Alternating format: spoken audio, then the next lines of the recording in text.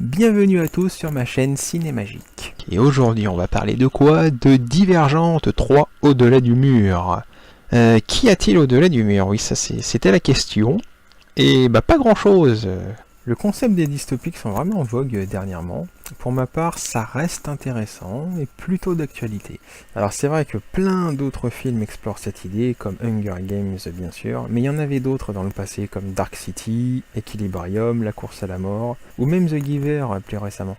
Le film en lui-même n'est pas très intéressant, bien que la saga proposait un matériel de base assez conséquent.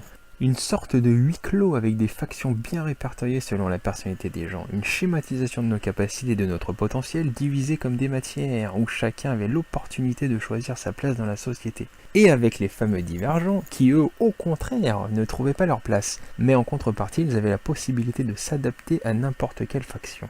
Comme c'est mentionné au début de cet opus, l'idée était de transcender les frontières, aller au-delà de ce qui était possible. Dans le premier film, il y avait vraiment des passages intéressants, comme lorsqu'on se plongeait dans le subconscient de Tris ou de 4 en affrontant leur peur. Ces passages dénotaient totalement des autres séries. Ou même avec le système des factions, chaque spectateur pouvait se projeter vraiment dans le film en se disant lequel on aurait pu choisir, fraternel, érudit, audacieux, donc tous ces éléments étaient vraiment pas mal. L'apprentissage dans les audacieux et la diversité de chaque personnage qui provenait des autres factions, cette palette au niveau thématique et individu enrichissait vraiment le récit, que l'on perd au fur et à mesure, comme si on réduisait les possibilités en les limitant. Mais vous me direz, c'est aussi le propos du film. J'ai pas trouvé très malin le début de ce film. On arrive dans une nouvelle zone, on essaie de créer un pseudo-suspense sur l'endroit, mais en tant que spectateur, ça ne fonctionne pas. On sait très bien que l'endroit même bénéfique sera remis en question par rapport à leurs agissements. Et surtout, on ne pouvait pas abandonner Chicago et toute la population. Évidemment qu'on serait amené à retourner, que l'endroit ne serait pas à la hauteur des espérances, évidemment, et la tension fonctionne pas du tout. Enfin pour moi elle a pas fonctionné à cause de ça, on le savait déjà. Niveau personnage, j'ai pas vraiment été transporté. Il y a Tris qui est assez molle, il y a son frère qui parle de famille, on sent le climax arriver à 10 km pour lui. Mais bien sûr ça fait écho au premier volet où l'on mettait en avant les liens de la faction avant celle du sang. Pour Caleb, ça reste dans son processus de développement. Aussi au début du film quand ils sortent, il y a Tori qui les accompagne, donc c'est l'asiatique. Et là on aurait pu se dire, ah pas mal, on va enfin peut-être en savoir un peu plus sur elle ou développer son personnage. Et non, on s'en débarrasse assez rapidement. Quelque part, c'était vraiment pas la peine de la mettre. Outre créer plus de tension et ajouter une perte pour renforcer la difficulté de sortir, ok. Mais on n'en sait pas assez sur le personnage pour ressentir quoi que ce soit. Niveau émotion, c'est pas ça. J'ai pas spécialement apprécié non plus cette fin. On présente une guerre qui s'enclenche entre deux clans, tatatin, et on ne les voit absolument pas. Pendant ce quart d'heure final, on ne voit rien du tout, alors que c'est quand même l'enjeu des personnages principaux, d'y mettre fin. On revoit plus du tout Johanna, qui est la leader de la résistance. De la même manière qu'une fois que le gaz est stoppé, tout le monde sort des bâtiments en mode peace and love et compagnie, alors qu'ils s'entretuent il y a 2 secondes. Gaz ou pas gaz, ils auraient dû continuer à se battre. Rien n'a été dit ou fait pour arrêter ce conflit. C'est pas forcément très bien géré à ce niveau-là. On voit très bien ce qu'ils essayent de faire, mais ça marche pas totalement. Le film se termine un peu au même endroit qu'à la fin du deuxième en plus. On part vers l'extérieur et ici, bam, le film commence directement sur le mur qui se referme. Bon, c'était pas mal quand même comme idée. Ça montre que tous les conflits sont pas réglés et que surtout on va s'attaquer à un mur un peu plus compliqué. Donc du coup ça se termine comme le précédent, mais il y a quand même l'idée que tout le monde s'unit contre un ennemi commun. Avoir un ennemi commun là d'un coup, ça rassemble tout le monde. Il y a aussi la scène avec Peter vers la fin, qui m'a semblé un peu too much.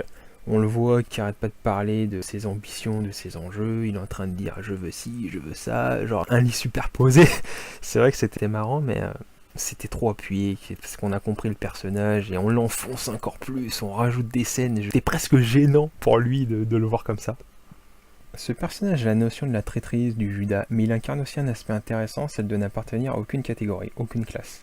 On peut le voir comme n'ayant aucune valeur suivant ses propres intérêts, ce qui d'ailleurs est le cas, mais l'idée même du film c'est la quête de la liberté, de ne pas être prisonnier d'une idée, d'un régime. Et ce personnage incarne un aspect de la divergence, passant de l'un à l'autre, en mouvement permanent. Qu'on l'apprécie ou pas, il n'est pas conçu au hasard et sans reflet. C'est un peu l'idée qu'il est assez stérile de détecter les gens et de les presser dans des catégories. 4 est bien plus mis en valeur aussi comme attestent ces scènes de combat. La seule chose vraiment pas mal en termes d'action, même si franchement ses adversaires sont un peu anonymes. On n'a pas la même attente envers un combat contre Eric par exemple, donc Jake Courtney qui jouait dans Spartacus. J'avais bien aimé son rôle de Varro, mais c'est vrai que même dans le premier de toute manière il faisait vraiment pas le poids. J'ai bien aimé aussi le visuel qui était au-delà du mur, je l'ai trouvé assez évocateur, tous ces sables, ces roches, cette couleur rougeâtre, comme pour montrer par quoi l'individu était obligé de passer pour parvenir à s'élever, ce que l'on fuit et également bien sûr la guerre, ça a cette connotation-là. Et par rapport au labyrinthe, on aurait presque pu s'attendre à voir débarquer des zombies, il faut quand même l'admettre. J'ai bien aimé aussi la technologie utilisée, celle que Triss utilise pour découvrir les souvenirs de sa mère par exemple. C'est pas seulement une plongée dans le subconscient, c'est vraiment revivre sensoriellement le vécu d'un autre individu, un peu comme dans le film Source Code. Ça faisait un peu mode Superman d'ailleurs, hein. Tu verras ma vie dans tes yeux, comme je verrai la tienne dans les miens, mon petit Kal-El. Voilà. Donc l'idée elle était bonne, comme pour les guerriers d'ailleurs qui prolongent leur point de vue grâce à des sortes de disques qu'ils contrôlent du bout des doigts, ou ce qui permet au groupe de s'envoler au début du film pour rejoindre le vaisseau, c'est pas mal. Dans l'ensemble les idées sont assez bonnes, hein. Comme par exemple dès le début du film quand on passe de l'autre côté du mur, on passe à une mise en scène portée sur le détachement, les personnages en gros plan par exemple. Il n'y a plus cet aspect de groupe qu'on avait au début. On avait le saut spatial, les personnages qui s'envolent vers le haut, David lui-même d'ailleurs descend d'un lieu surélevé qu'on ne visualise pas totalement, un peu symbolisé par quelque chose d'encore plus lointain qui serait le lieu de Providence. Il y a aussi Triss qui porte un tatouage, 3 choucas il me semble, donnant la notion de vol, de rêve, de l'après, qui donne une vraie identité pour la pureté du personnage. Comme pour son vêtement blanchâtre d'ailleurs lorsqu'elle est avec David. On sent le personnage un peu hésitant, une avancée malgré elle en quelque sorte. Mais c'est aussi pour que le spectateur puisse voir l'envers du décor et le découvrir avec elle, que l'on fasse son propre avis sur les agissements de chacun à travers son regard. Même si elle sait pas vraiment ce qui lui arrive, ni où elle va, elle est quand même un peu plus posée, plus calme, et les révélations sur sa mère la réinterrogent sur sa place. Le point de départ finalement était ici, et non à Chicago. Il y a une phrase qui dit qu'une pensée qui ne renferme pas une légère contradiction n'est pas tout à fait convaincante. C'est là où j'ai particulièrement apprécié le personnage de 4, qui est considéré un peu comme l'ombre de l'héroïne, ou un héros à part entière en fait. C'est ce personnage qui regarde en arrière et qui reste vraiment attaché à ses racines. Le fait que 4 soit considéré comme déficient le fait être le personnage auquel on peut s'identifier, auquel toute la ville de Chicago pourrait s'identifier au niveau humain de la chose. C'est lui qui initie le retour de Triss, par son attache à des valeurs qu'on retrouve, et qui sont pour moi symbolisées par ses parents encore vivants et au centre de l'intrigue au final. Il a encore des choses à résoudre avec. Evelyn, sa mère, se dit elle-même agir pour son fils. Bon, même si elle s'égare complètement, le film traite vraiment de l'identité de l'être humain et 4 est la personne consciente de ça et qui agit pour maintenir nos bases. Là où Triss, elle est un peu plus détachée et pourrait vraiment se laisser guider par David. Elle a plus la volonté personnelle de faire des choses. 4 possède aussi un tatouage constitué de toutes les factions qui se réunissent pour former en quelque sorte la divergence. Il ne veut pas oublier d'où il vient ni ses peurs, mais au contraire les affronter, à l'image de la violence subie par son père. Bon, qui se justifie en disant que ça lui a forgé son caractère, ce qui est pas faux, parce que ça lui a donné quand même justement cette volonté d'agir. Que ça soit son nom 4 ou son tatouage, il est vraiment marqué par son vécu, et il le porte en lui pour se bonifier. Il y a quelque chose de très humain dans son personnage. Et c'est ça qui est mis en pratique dans ce film, il n'abandonne pas ce qu'il est, quelle que soit la situation. J'ai pas trop aimé cette histoire de gaz à la fin, en plus c'était un peu stupide, il s'éparpille comme ça, sans vraiment atteindre les gens. Mais encore une fois, ça reste dans l'idée du film, puisqu'il enlève la mémoire de l'individu, il le réinitialise, ce qui quelque part ne serait pas un mal, n'est-ce pas? Mais c'est vraiment le fait d'enlever l'identité de l'être, de lui ôter cette dernière liberté qui est nos souvenirs, notre passé qui nous est propre, savoir d'où l'on vient et qui l'on est. C'est ce que David tente de détruire. D'où le lien avec Evelyn qui s'interroge et se trouve encore entre deux pôles de pensée. L'humanité doit être progressée en se détachant de ses racines, ou bien au contraire, conserver son héritage un peu sombre tout en essayant de s'améliorer du mieux possible. La question est posée.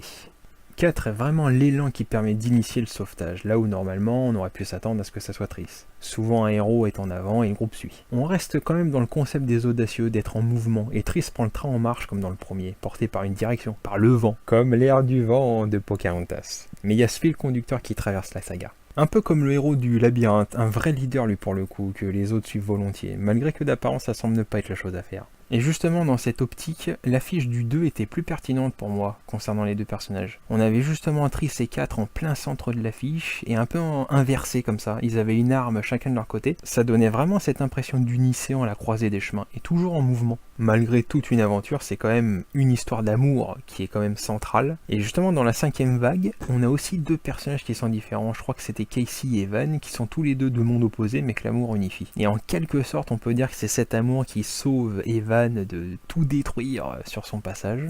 C'est aussi l'amour qui réunit Triss et 4, qui permet d'avoir justement un déficient et un pur dans le même camp, alors qu'ils auraient très bien pu être opposés.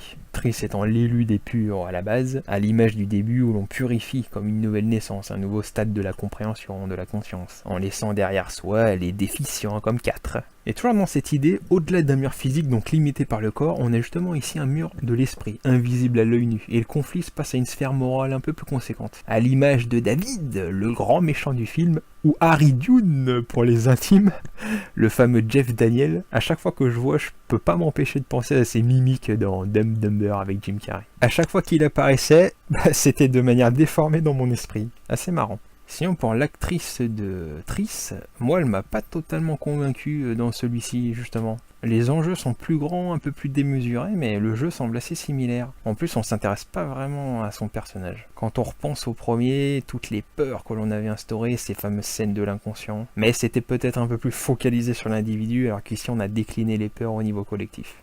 C'est un peu moins intéressant pour moi. Donc voilà, je pense que je vais m'arrêter là. Il y a pas mal de choses à dire, à débattre. La notion même parentale, par exemple, très riche. Que cela soit par Janine, Evelyne pour le mur, ou la tour pour David, faisant eux-mêmes office de mur. Mais bon, on va pas s'aventurer trop loin non plus. Il y avait un beau potentiel de croissance, mais il n'y a pas assez de choses qui accrochent. Un peu mitigé au final par ce film. On attend des choses dans cette suite que l'on n'a pas vraiment, peut-être au suivant, mais bon... C'est vraiment dommage qu'ils fassent pas juste une bonne trilogie avec des films qui durent 2h20 chacun, plutôt que de rallonger comme ça au maximum. En plus, les autres sagas du même genre n'aident vraiment pas, on retrouve vraiment les mêmes conflits, ça va pas. Bon voilà, je pense qu'on a fait le tour, alors n'hésitez pas si vous avez des choses à dire, ou au contraire un avis totalement divergent. Continuez à voir des films, restez ouverts devant chacun, il y a toujours un petit quelque chose d'intéressant. Quant à moi, je vous dis à bientôt, et que la magie soit avec vous.